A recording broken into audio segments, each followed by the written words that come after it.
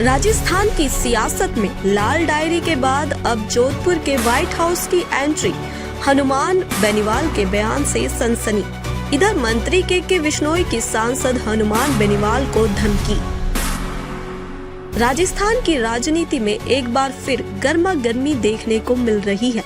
राष्ट्रीय लोकतांत्रिक पार्टी के सांसद हनुमान बेनीवाल ने राजस्थान सरकार के मंत्री के बिश्नोई और कुछ नौकरशाहों पर 2021 की पुलिस उप निरीक्षक भर्ती परीक्षा में गड़बड़ी का आरोप लगाते हुए बड़ा राजनीतिक विवाद खड़ा कर दिया है। शुक्रवार को जयपुर में हनुमान बेनीवाल ने कहा कि इस भर्ती प्रक्रिया में बिश्नोई और कुछ अधिकारियों ने मिली भगत कर अभ्यर्थियों का चयन करवाया था। रालोद मुखिया हनुमान बेनीवाल ने आरोप लगाया कि ये पूरा लेन देन जोधपुर स्थित मंत्री के व्हाइट हाउस में हुआ। उन्होंने दावा किया कि जब बीजेपी सत्ता में आई तो सीएम भजनलाल शर्मा ने इस मामले की जांच के नाम पर विशेष अभियोजन दल से सिर्फ औपचारिकता निभाने का काम किया।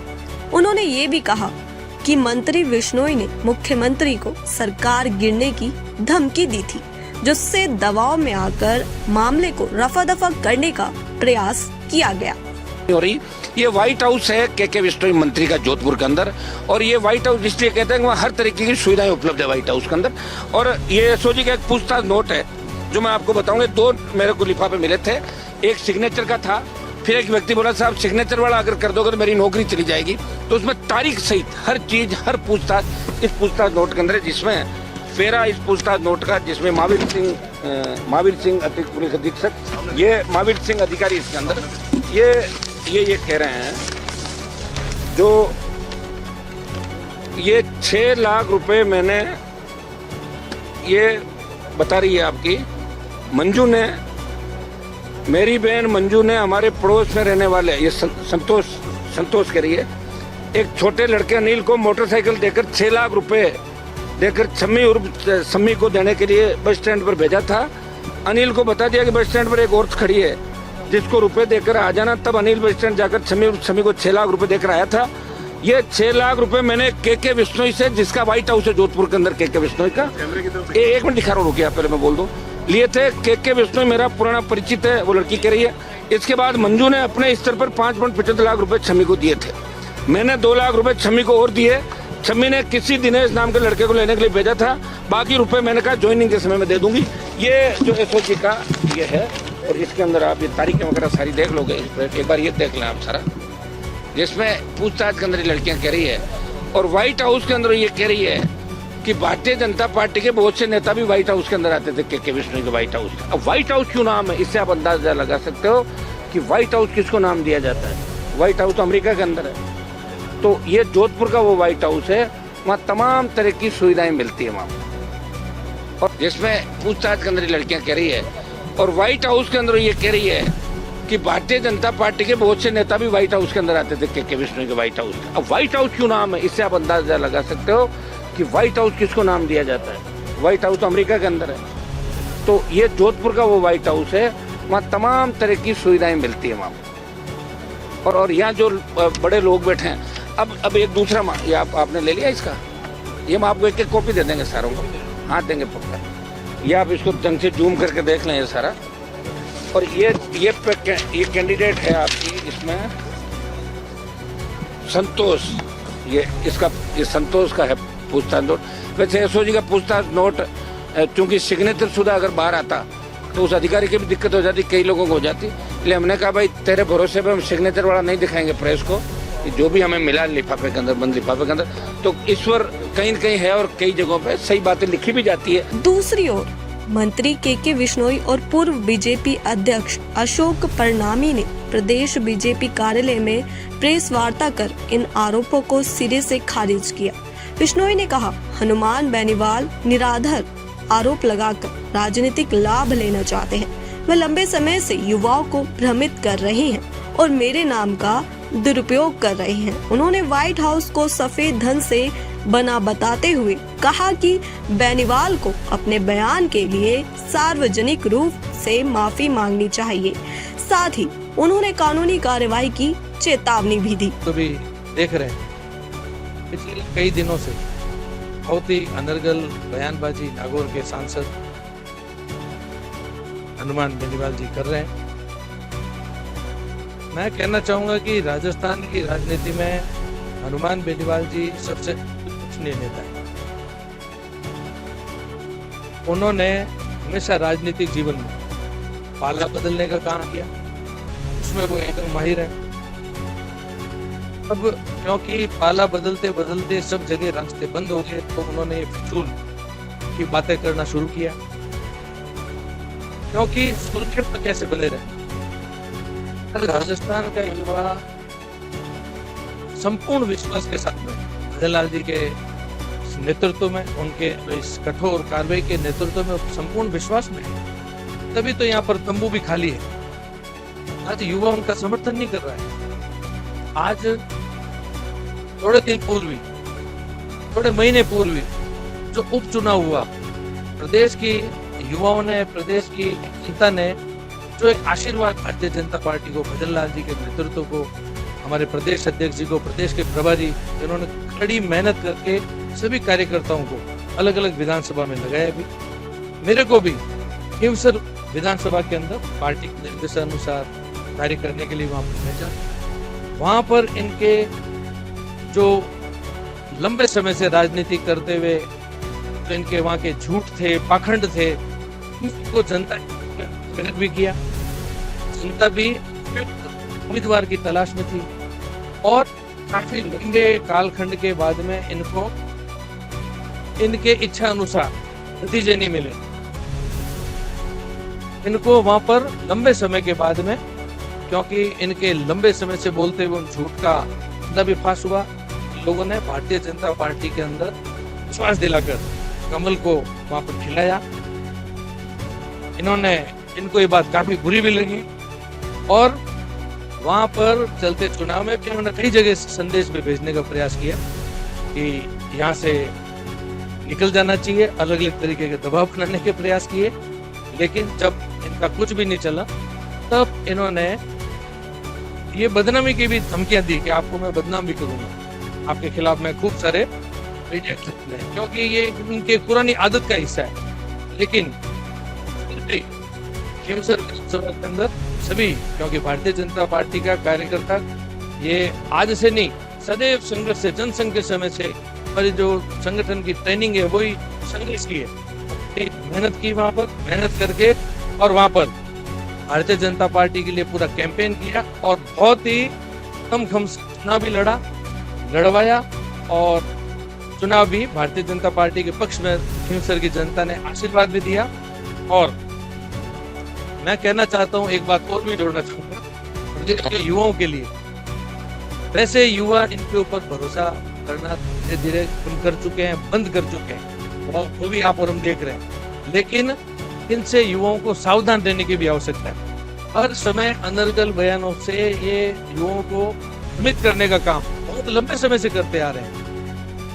हर समय इन्होंने अलग अलग जगह पर 16 वर्ष में, 17 वर्ष के लंबे कालखंड में इनकी आदत का हिस्सा भी ये बन गया है कि जो कोई भी इनके सामने मुकाबला करे, जो कोई भी इनके लिए थोड़ा सा उभरता हुआ दिखे, वहां पर अनर्गल बयान करके, उल्टी सीधी टिप्पणी करके उसको पीछे हटाने का काम। लेकिन इस बार गलत जगह पर ये ऐसा साहस जुटा रहे, इनको ऐसा काम नहीं करना चाहिए था। लेकिन फिर भी उन्हें युवाओं को, हनुमान बेनीवाल से मेरी एक अपील है युवाओं से चाहिए कि ऐसे ही भर्ती के पेपर लीक की बात तो है, अन्य परीक्षाओं की भी है, लेकिन ये सब तो पूर्ववर्ती सरकार के समय हुआ। फिर आपने पूर्ववर्ती सरकार के साथ में ये कंधे से कंधा मिला करके चुनाव क्यों लड़ लिया? आपको जो इन सब चीजों से विरोध है तो उनके साथ भी इनको हाथ नहीं मिलना चाहिए था। भजन लाल जी की सरकार ने तो task force, Bharatiya Janata party की सरकार ने टास्क फोर्स 24 घंटे के अंदर बनाई, जगह जगह पर धरपकड़ करी, जैसा कि अभी आज फडणवीस साहब ने बड़ा विस्तार पूर्वक बताया। और इन्होंने जो सदैव युवाओं को एक नौटंकी सी मचा रखी है, एक सदैव भ्रमित करने का काम, मैं आपको ये दिलाऊंगा, न्याय दिलाऊंगा। मैं कई बार इनको सुनता था कि आप जब भी जाएंगे हमारी सरकार बनेगी, पीने में जाते ही आपको पूछा जाएगा आप पिएंगे, पानी पिएंगे या ठंडा।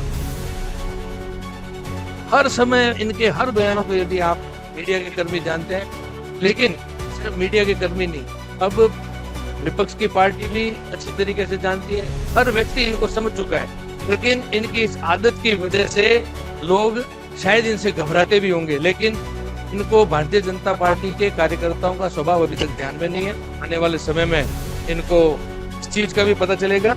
और रही बात, तो हनुमान जी को अच्छी तरीके से सुन लेना चाहिए।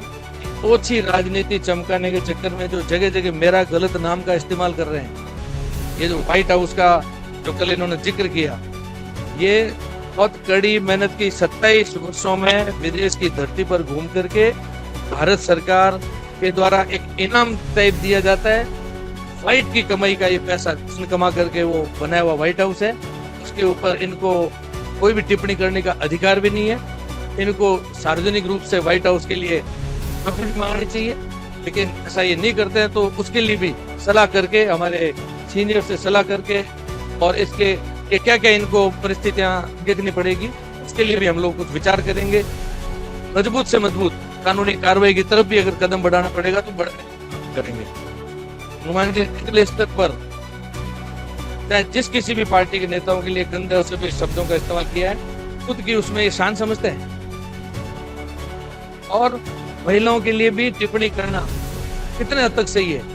मेरे को याद है, मैं एक बार इनको देख रहा था, आदरणीय स्वर्गीय किरण महेश्वरी जी के लिए भी बहुत ओछा बोलते हुए मैंने सुना। अभी एक मेरिटोरियस बच्ची, जिसका भी अभी मैं इन दिनों में सुन रहा था, पद्मा, उसका भी ये जिक्र करते हुए नहीं छूटे। इनको कोई भी कुछ भी ला करके दे दे, बिना सोचे समझे, तथ्यों के बिना इन्होंने हर कोई बात इनको करने का एक शौक चढ़ चुका है। इनको काफी हो सकता है अपनी कई भी टिप्पणी पर एकदम यू टर्न लेने का भी इनका स्वभाव है, उसमें यू टर्न ले लेते हैं। और मैं एक सुझाव देना चाहूंगा, जिस तरीके से हनुमान जी को ये जो लोगों के पीछे पड़ने का शौक है, इस शौक से दूर जाएं। लोग भी काफी उम्मीदें तलाश रहे हैं भी, जो ये काफी लंबे समय से सेटिंग का खेल जो इन्होंने खेला है, और सेटिंग का खेल अब मेरे को नहीं लगता है कि बहुत लंबा इनका चलने वाला है। अभी सारी सेटिंगें बंद हो चुकी है, इसलिए इस बौखलाहट के साथ में ये लगातार टिप्पणी कर रहे हैं। इस बार तो मजबूत विचार के साथ में भारतीय जनता पार्टी की भजन लाल जी की सरकार है, जो अपराधियों के विरोध में। इस विवाद के बीच बेनीवाल ने युवाओं से जुड़ी विभिन्न मांगों को लेकर शुक्रवार 2 मई को जयपुर में विरोध प्रदर्शन किया। प्रदर्शन के दौरान वह मुख्यमंत्री आवास की ओर मार्च करने लगे, लेकिन पुलिस ने उन्हें हिरासत में ले लिया और सांगानेर सदर थाने ले जाया गया। बेनीवाल की मुख्य मांगों में राजस्थान लोकसभा आयोग का पुनर्गठन और उप निरीक्षक भर्ती परीक्षा को रद्द करना शामिल है। उन्होंने कहा कि आयोग के 2 सदस्य जेल में हैं और एसओजी लगातार फर्जी अभ्यर्थियों को पकड़ रही है, बावजूद इसके सरकार कार्यवाही नहीं कर रही। उन्होंने ये भी आरोप लगाया कि कांग्रेस सरकार के समय हुई अधिकतर भर्तियों में भारी अनियमितताएं हुई और बीजेपी ने इन्हें रद्द करने का वादा किया था, लेकिन अब वही नेता मौन है। उन्होंने सभी विवादित भर्तियों की सीबीआई जांच की मांग की। शिक्षा व्यवस्था पर चिंता जताते हुए बेनीवाल ने कहा कि राजस्थान में विश्वविद्यालयों को फर्जी तरीके से जमीनें दी जा रही हैं और नकली डिग्रियां बांटी जा रही हैं। उन्होंने बीजेपी सरकार पर आरोप लगाया कि जिस मुद्दे पर वह सत्ता में आई थी, अब उसी पर चुप्पी साधे बैठी है। 400 को एसओजी फर्जी बता रही है।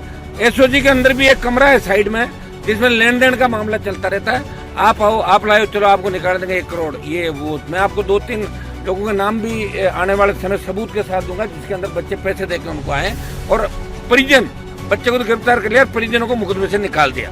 तो एसओजी भी कोई दूध की धुली नहीं कि 100% एसओजी ठीक हो सकता है, कोई एक व्यक्ति ठीक हो सकता है, लेकिन नीचे लोग तो वही है जो पुलिस एसओजी के अंदर गए। ये दुर्भाग्य राजस्थान का, और इसको लेके हम लगातार सड़कों में। 6ठा दिन एक सांसद एसआई भर्ती के अभ्यर्थी तो आपको कम नजर आएंगे। दूसरे तमाम जो लोग हैं जो राजस्थान को बचाना चाहते हैं, तमाम नौजवान इस राजस्थान के सम्मान की लड़ाई के अंदर हमारे साथ खड़ा है। 6 दिन से मैं हूँ, 8 दिन पहले प्रेस कॉन्फ्रेंस हुई थी और हमने यहाँ बैठने का अल्टीमेटम दिया। सरकार के जून तक नहीं रहेंगी। कुल मिलाकर जोधपुर का व्हाइट हाउस अब राजस्थान की सियासत की लाल डायरी की तरह एक हॉट टॉपिक बनने वाला है, जिसने राजस्थान की सियासत को हिलाकर रख दिया था। पीएम मोदी तक ने चुनावी सभा के दौरान इस लाल डायरी का जिक्र किया था। वहीं राजनीतिक विश्लेषकों की माने तो ये विवाद आगामी पंचायत और विधानसभा चुनावों की तैयारी का एक हिस्सा भी हो सकता है। एक और जहां बेनीवाल खुद को युवाओं और बेरोजगारों का नेता साबित करने में जुटे हैं, वहीं कांग्रेस सरकार उन पर राजनीतिक अस्थिरता पैदा करने का आरोप लगा रही है। इस घटनाक्रम ने न सिर्फ RPSC जैसे संवैधानिक संस्थान को केंद्र में ला दिया है, बल्कि राज्य की राजनीतिक दिशा को भी नया मोड़ दे दिया है। आने वाले समय में इस मुद्दे पर क्या राजनीतिक समीकरण बनते हैं, ये देखना काफी ही दिलचस्प होगा।